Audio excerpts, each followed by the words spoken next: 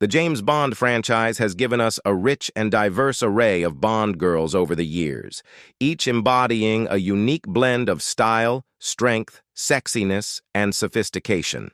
These secondary characters have become an integral part of the Bond lore, serving as allies and sometimes adversaries to the iconic martini-sipping, gun-slinging hero.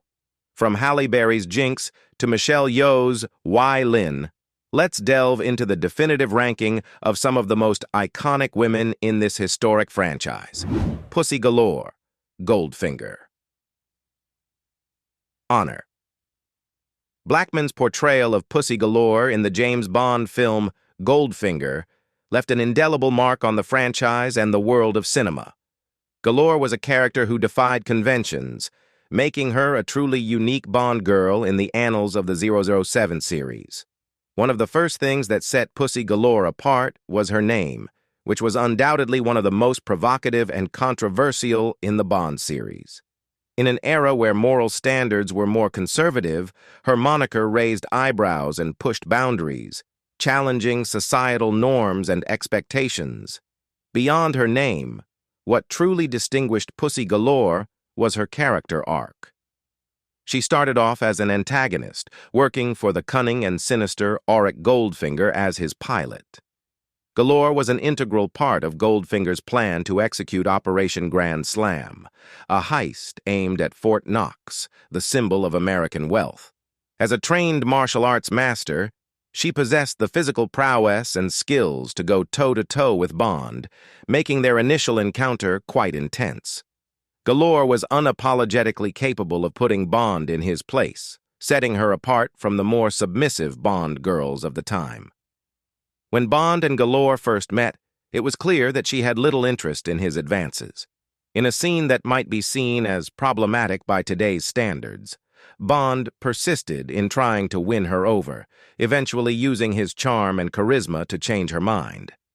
While this portrayal may be criticized from a modern perspective, it is important to remember the context of the time in which the film was made, where such dynamics were more commonly accepted in popular culture. What made Pussy Galore truly remarkable, however, was her eventual transition from being a member of the villain's team to becoming an ally of James Bond. Her shift in allegiance occurred after she became intimate with Bond, a turning point in the story that showcased her independence and complexity as a character. With Bond's help, Pussy played a crucial role in taking down Goldfinger, ensuring that justice prevailed. Jinx. Die Another Day. Die Another Day was a significant milestone for the James Bond franchise, as it marked its 20th anniversary, and the introduction of Halle Berry as Jinx added a fresh and dynamic element to the series. Jinx's memorable entrance, rising out of the ocean in a skimpy bikini, was a deliberate nod to the iconic Honey Rider from Dr. No, a classic Bond girl moment that set the stage for her character's impact on the film. James Bond, portrayed by Pierce Brosnan, was depicted in a vulnerable state when he first crossed paths with Jinx. He was suffering from post-traumatic stress disorder, PTSD, after enduring a harrowing period of torture, leaving him emotionally scarred and questioning the loyalty of his colleagues at MI6. He accused Jinx of going rogue and betraying some of his fellow MI6 agents, which added a layer of tension and mistrust to their initial encounter. However, their relationship took a different turn after Bond and Jinx became intimately involved. This connection marked a turning point in the film, as Bond began to regain his confidence and charismatic demeanor. The chemistry between Bond and Jinx was palpable, and their romantic involvement played a crucial role in his emotional recovery. As the plot unfolded, it was revealed that Jinx was not just a random character, but an agent working for the NSA, investigating a parallel aspect of the same case Bond was assigned to. This revelation brought them together in a more meaningful way as they joined forces to unravel the intricate web of espionage, danger, and deceit. Bond and Jinx shared a common penchant for living on the edge, embracing death-defying risks and battling against the forces of evil. This shared adrenaline-seeking lifestyle formed a unique and deep bond between them, one that went beyond their professional collaboration. Their partnership, characterized by wit, bravery, and daring action sequences, made their dynamic one of the standout features of Die Another Day. They complemented each other's skills and shared a mutual respect that was evident in their teamwork, both in and out of the field. This partnership was a refreshing departure from some of the more one-dimensional Bond girl characters of the past, as Jinx emerged as an equal and formidable counterpart to James Bond. Cara Milano, The Living Daylights. In the world of James Bond, it's a well-established fact that Bond rarely spends much time with his romantic interests outside of their intimate encounters. However, there are exceptions to this rule, and one such exception was Cara Milano, portrayed by the enchanting Mariam Diabo in The Living Daylights. Bond's interactions with Cara went beyond the superficial, as he genuinely seemed to enjoy spending quality time with her, even though he had an ulterior motive. Bond's initial connection with Cara was rooted in his mission to uncover the truth behind her lover, General Koskov's deception. Koskov had convinced Cara to stage a faux assassination attempt as part of his defection plan, and Bond needed to unravel the mystery. Despite his mission-driven agenda, Bond and Cara's chemistry and authentic connection were undeniable. Mariam Diabo's portrayal of Cara was filled with feminine charm and allure, making it impossible for anyone, including Bond and the audience, not to be drawn in by her attractiveness.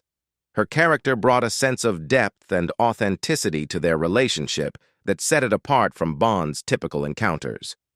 What made Cara even more special in the context of James Bond films was that she was the only woman Bond seduced in The Living Daylights. This deviation from Bond's usual promiscuity was notable, and it's worth considering the historical context in which the film was released. In the mid-1980s, the world was coming to terms with the growing AIDS crisis, which brought a heightened awareness of the risks associated with casual sexual encounters. While it might seem like a calculated move to have Bond only seduce one woman in the film, it's important to note that the franchise had explored this approach before. Diamonds Are Forever, in 1971, was the first Bond film where he slept with only one woman, which suggests that the decision may not have been solely driven by the AIDS crisis, but was rather a choice made at various points in the franchise's history to add depth to the character or the story. Honey Rider, Dr. No, Ursula. Andress's portrayal of Honey Rider in the very first James Bond film, Dr. No, had a profound impact on the franchise and set a high standard for sex appeal and iconic Bond girl moments. As the first Bond girl, Honey Rider's emergence from the sea and her iconic bikini has become an enduring image that is etched into the collective memory of Bond fans and cinema history. Honey Rider's initial impression is one of innocence and naivety. She appears as if untouched by the world's complexities, making no indication of recent romantic involvement. However, as the film progresses, it is revealed that she had experienced a traumatic sexual assault several years prior. This revelation adds a layer of depth to her character, highlighting her resilience and inner strength despite the trauma she has endured. Honey's conflicted thoughts about seeking vengeance on her abuser demonstrate her moral complexity, as she grapples with ethical considerations while also asserting her agency. While Honey Rider may not be the most engaging or dynamic Bond girl in terms of her role in the story, her significance as the very first Bond girl cannot be understated. She played a pivotal role in shaping the archetype of the Bond girl in the early days of the franchise. Her character's primary function in the film was to be protected by Bond and to serve as a reward for his successful completion of the mission, reflecting the conventions of the time in terms of gender dynamics in popular cinema. Anya Amasova, The Spy Who Loved Me. Barbara Bach's portrayal of Anya Amasova in The Spy Who Loved Me is widely regarded as one of the standout performances in the James Bond franchise. Anya is a character who perfectly complements Bond, and her role in the film adds depth and complexity to the story. At the outset of the film, Bond leaves the company of his latest love interest and reports to his superior M, while simultaneously, Anya reports to Gogol, the Soviet equivalent of M. This dual introduction highlights the Cold War backdrop of the film and sets the stage for the unique dynamic between Bond and Anya. Both Bond and Anya are assigned to the same mission, tasked with uncovering the mastermind behind the theft of several nuclear-armed submarines. When their paths inevitably cross, it becomes clear that they are equals in their skills, intelligence, and resourcefulness. This mutual respect and recognition of each other's capabilities make their interactions engaging and dynamic. It's not often that Bond encounters a partner who can match him in every aspect, and Anya's character adds a refreshing twist to their collaboration. As Bond and Anya delve deeper into their mission, they discover that they share a common enemy, which leads them to decide to join forces. Their partnership is not limited to their professional duties, as they also become romantically involved. The attraction between them is undeniable, and given their intense circumstances and shared experiences, it's only natural that their professional collaboration evolves into a personal one. Anya Amasova stands out as one of the most self-sufficient Bond girls in the franchise. She is not a mere damsel in distress, but a capable and independent agent in her own right. However, even with her remarkable skills, she still requires assistance from 007 in certain moments of the film, showcasing the classic Bond theme of rescuing the Bond girl in jeopardy. Perhaps one of the most striking aspects of Anya's character in The Spy Who Loved Me is how she eclipses the film's villain, Karl Stromberg. Stromberg is memorable in his own right, but Anya's strength and presence in the narrative make her a formidable figure, a departure from the traditional Bond girl roles.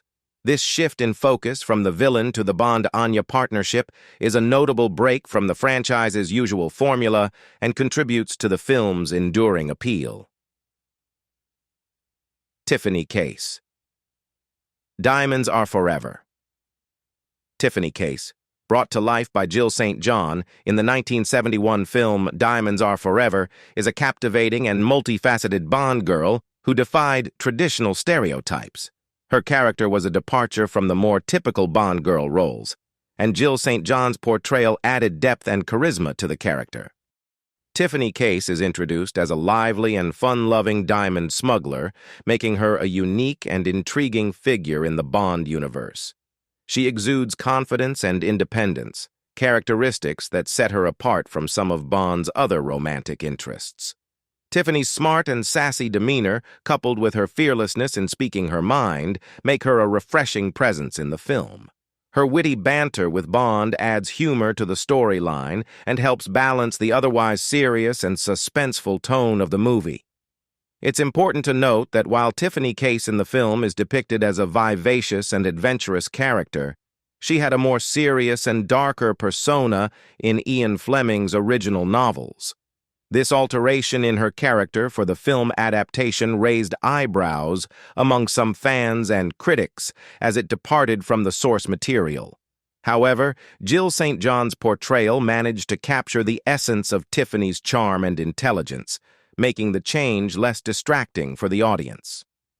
One of the most memorable and humorous scenes involving Tiffany occurs when she and Bond find themselves in a casino. Here, Tiffany attempts to smuggle diamonds out of the country by swallowing them, leading to a tense yet comical sequence. Jill St. John's ability to maintain high tension while injecting humor into the scene showcases her acting prowess. This scene not only highlights Tiffany's resourcefulness, but also demonstrates the chemistry between her and Bond, making their partnership all the more engaging. Wai Lin. Tomorrow Never Dies. Michelle Yeoh's portrayal of Wai Lin in Tomorrow Never Dies marked a significant addition to the James Bond franchise, and her character brought a refreshing mix of chemistry, action, and martial arts prowess to the series. Wai Lin's character stands out primarily for the intense chemistry she shares with James Bond, played by Pierce Brosnan.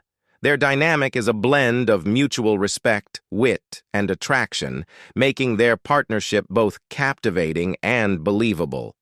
Like Anya Amasova and other strong Bond girls, Wai Lin is initially aligned with a different intelligence agency, but ends up collaborating with Bond to tackle a common enemy. In Tomorrow Never Dies, the central antagonist is media mogul Elliot Carver, whose nefarious plans involve manipulating world events and overthrowing the government in China to serve his own interests. Both Bond and Wai Lin vehemently oppose Carver's scheme, showcasing their shared dedication to combating evil on a global scale. Their partnership is not just a matter of convenience, but a reflection of their shared values and commitment to thwarting Carver's dangerous ambitions. One of the standout aspects of Michelle Yeoh's portrayal is her incredible martial arts skills, which added an exciting dimension to the film. Yeoh's background in martial arts and her willingness to perform her own stunts brought authenticity and intensity to Wai Lin's fight scenes. These battles were not just action sequences, they were beautifully choreographed displays of skill and finesse that showcased Wai Lin as a formidable fighter and a capable agent in her own right. In addition to her martial arts prowess, Wai Lin's character was marked by her intelligence, resourcefulness, and determination. She was a fully realized character with her own motivations and agency, which was a departure from some earlier Bond girl roles.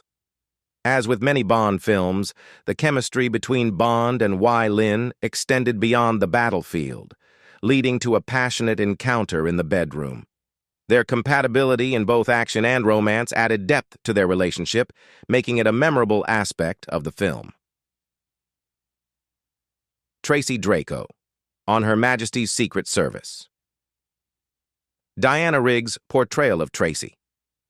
Draco in On Her Majesty's Secret Service introduced one of the most complex and unforgettable Bond girls in the franchise's history.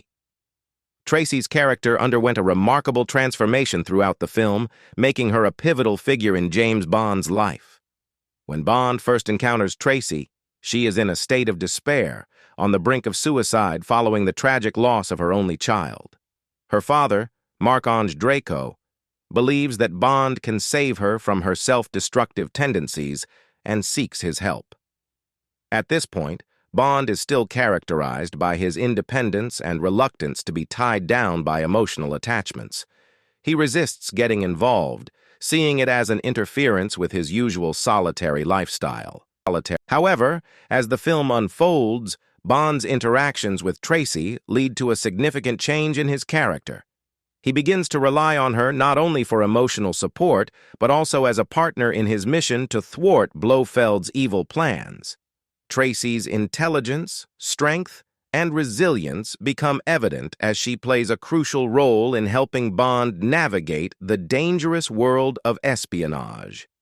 Their romantic relationship deepens over the course of the film, and Bond eventually falls in love with Tracy. Despite his initial reluctance to commit to a serious relationship, he realizes that she is the one who has captured his heart. The two share a profound connection, and their love story becomes a central theme in the movie. The climactic showdown with Blofeld, played by Telly Savalas, is a defining moment in both Bond and Tracy's lives. After a spectacular and intense battle, Bond succeeds in defeating Blofeld and decides to retire from the Secret Service. He marries Tracy, and the couple seems poised for a happy ending. This moment is a departure from the typical Bond formula, as it shows Bond's willingness to settle down and commit to a life with Tracy.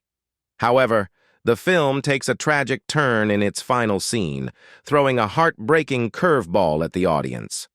As Bond and Tracy drive away from their wedding, Blofeld executes a drive-by shooting, assassinating Bond's newlywed wife. Tracy's sudden and shocking death leaves Bond devastated, and the movie concludes on a somber note. Merry Goodnight, The Man with the Golden Gun. Britt Ekland's portrayal of Mary Goodnight in The Man with the Golden Gun introduced a Bond girl with a lively and flirtatious personality, but unfortunately, her character was somewhat underutilized in the film, despite her potential for depth and complexity. Mary Goodnight's character possesses a fun and flirty demeanor that adds a touch of charm and humor to the movie. Her intelligence and resourcefulness are evident, as she works for MI6 as a secretary, but is also trained in field work. However, one of the film's shortcomings is that it doesn't fully explore or leverage her capabilities as a field agent. In The Man with the Golden Gun, Goodnight often finds herself relegated to the role of a love interest and eye candy for James Bond.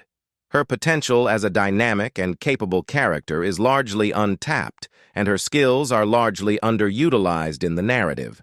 This underrepresentation of her abilities is a missed opportunity, given Britt Ekland's talent as an actress and her potential to bring depth to the role.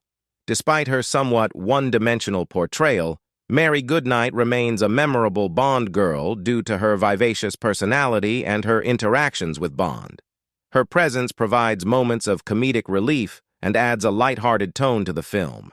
The flirtatious banter and chemistry between Goodnight and Bond contribute to the overall entertainment value of the movie. One aspect of Mary Goodnight's character that stands out is her fashion sense and hairstyles, which are reflective of the 1970s era in which the film was made. Her stylish outfits and iconic 70s looks have made her a style icon of the decade, adding to her lasting appeal. Christmas Jones. The World Is Not Enough. Denise Richards' portrayal of Christmas Jones in The World Is Not Enough is a Bond girl character that has garnered mixed reactions over the years due to various aspects of her role in the film. Christmas Jones is introduced as a nuclear physicist, a smart and independent character, which is a refreshing departure from the traditional Bond girl mold. Her expertise in a scientific field adds an intriguing dimension to her character, suggesting that she is more than just a pretty face. However, the film's execution of her character leaves room for critique. One of the notable criticisms of Christmas Jones in The World Is Not Enough is the decision to include a scene where she strips down to her tank top and shorts seemingly without any narrative justification. This gratuitous moment drew attention for its overt sexualization and felt out of place in a film that authors attempted to present her as a credible scientist and character. Another issue that has been raised is the timing of Christmas Jones's introduction in the film. As the primary Bond girl, she doesn't make her appearance until halfway through the movie. This late introduction can make her character's prominence in the plot feel somewhat rushed and underdeveloped, leaving audiences with less time to connect with her compared to other Bond girls who are introduced earlier. Perhaps the most significant criticism of Christmas Jones is the believability of Denise Richards in the role of a nuclear physicist. At the time of the film's release, Denise Richards was better known for her appearances in publications like Playboy and her acting in roles that didn't require scientific expertise. This casting choice raised eyebrows and led to skepticism about her ability to convincingly portray a character with such a specialized background. In terms of acting, some viewers found Denise Richards' delivery of lines, particularly those related to her scientific knowledge, to be less than convincing and somewhat flat. Phrases like, "I can diffuse this," may not have landed with the impact one would expect from a character with her qualifications. Stacy Sutton, A View to a Kill. Tanya Roberts' portrayal of Stacy Sutton in A View to a Kill marked the inclusion of another Bond girl in the franchise's illustrious history, but it's a character that has sparked some discussion and debate among Bond fans. Stacy Sutton is introduced as a geologist, a profession that suggests intelligence and scientific expertise. However, one of the notable criticisms of the character is that Tanya Roberts' portrayal leans towards a girlish and young vibe, which some viewers found at odds with the idea of her being a brilliant scientist. This characterization choice can make it challenging to fully believe in her role as a geologist, as her youthful portrayal doesn't align with the expectations of her profession. Despite the slight disconnect in her character's presentation, Stacy Sutton's physical appearance aligns with the Bond girl archetype. Tanya Roberts' beauty and charisma make her an eye-catching presence on screen. It's worth noting, though, that the casting choice led to an age disparity between her character and Roger Moore's portrayal of James Bond. At the time of filming, Moore was pushing 60, while Roberts was in her mid-20s.